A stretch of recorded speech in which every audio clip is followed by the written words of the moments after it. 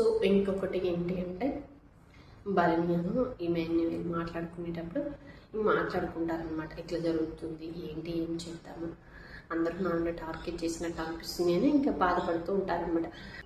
బన్నీ గారు ఏదైనా సిచ్యువేషన్ వచ్చినప్పుడు తను హ్యాండిల్ చేయనప్పుడు ఏదైనా సజెషన్ కావాలి అన్నా ఇమాన్యుయల్ కూర్చొని మాట్లాడతారు. సో ఆ విధంగా మాట్లాడేటప్పుడు వీళ్ళిద్దరు మాట్లాడుకుంటారనమాట. మాధురి గారు ఇలా అన్నారు, టాప్ 5లో నువ్వు నేను ఉంటామంట లాస్ట్ వరకు. ఇంకొకటి తనుజ అంటున్నారు, తనుజ థర్డ్ పొజిషన్లో ఉంటుందంట.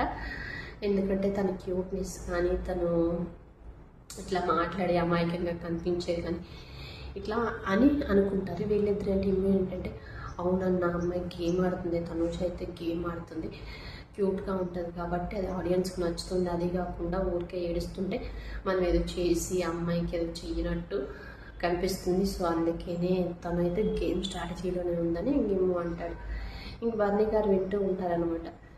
ఇటు దివ్య గురించి ఇటు తనుజ గురించి చెప్పి వీళ్ళు ఇట్లా అనుకుంటున్నారు అని. దానికంటే ముందే ఈ అమ్మాయి దివ్య నేను వెళ్ళిపోతానేమో ఈ వీక్ జాగ్రత్త కొంచెం ఇవన్నీ చెప్తుంది కాబట్టి ఇక ఆ టాపిక్ గురించి మాట్లాడుకుంటూ ఉంటారు. ఈ మాన్యువల్ కొంచెం చెప్తూ ఉంటాడు, ఇక టాపిక్ చెప్తూ ఉంటారు. అందరూ బాగానే ఉన్నారన్న గేమ్ స్టార్ట్ చేయాలి మనం. సో తనుజ ఇట్లా ఇంకా తనుజ వాళ్ళు కూడా అక్కడ హైలైట్ చేసింది కూడా తనుజనే. ఆ టాపిక్ కూడా వాళ్ళు తనుజ గురించి చెప్పారు. మళ్ళీ ఇక్కడ ఇమాన్యుయల్ ఏంటి అంటే బన్నీ గారితో కూడా తనుజ గురించి చెప్పడం, అమ్మాయి టాప్లో ఉందని అర్థమైపోతుంది ఇమాన్యుయల్కి. అందుకే ఎక్కడికక్కడే ఏంటి అంటే చెప్తా ఉన్నాడు అనమాట. ఈ అయేషా మాటలు వచ్చిన వాళ్ళందరి మాటల్లో కొంచెం తన్నే టార్గెట్ చేయడం, తన గురించి చెప్పడం.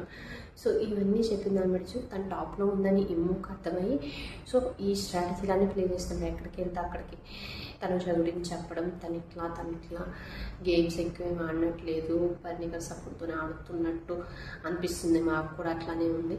సో ఇవన్నీ చెప్పడం వల్ల నిజంగానే టార్గెట్ అయింది.